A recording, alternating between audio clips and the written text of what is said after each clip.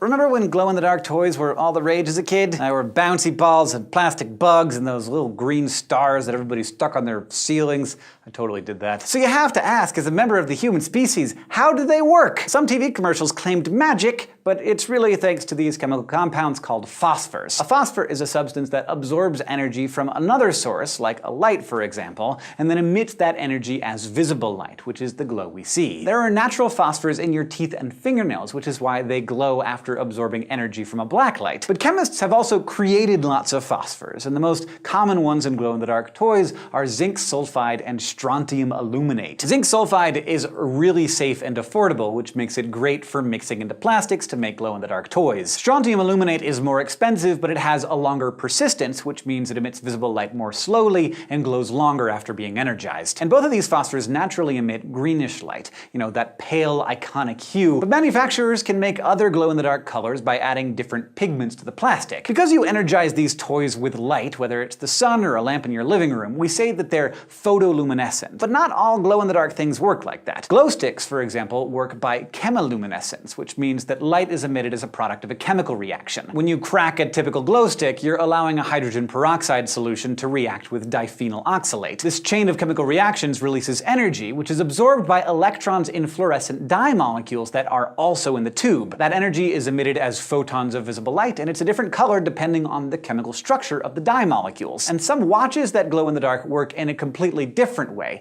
through radioluminescence. In those, the phosphor is actually mixed with a radioactive element, like radium, tritium, or promethium, that constantly energizes the phosphor to make it glow without being dangerous to the humans using the watch. But radioluminescence is rarely used nowadays because engineers are developing better photoluminescent compounds for watches as well. So if you're the proud owner of a bunch of glow-in-the-dark stars or enjoy snapping some glow sticks on a dark night, hopefully now you have a better idea of how they work. Thanks so much for asking, and thank you especially to all of our patrons on Patreon who keep these answers coming. If you would like to submit a question to be answered, or get some videos a few days before everybody else, you can go to patreon.com/scishow, and if you just want to keep getting smarter with us, you can go to youtube.com/scishow and subscribe.